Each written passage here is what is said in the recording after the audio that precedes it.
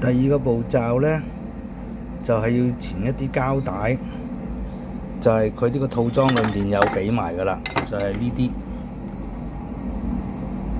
咁樣呢，就包住佢，等佢呢一陣間加熱嗰陣時呢，可以緊貼嗰條棒。好，去到第三個步驟加熱，揾個熱風槍加熱，喺一個封閉嘅環境裏面加熱。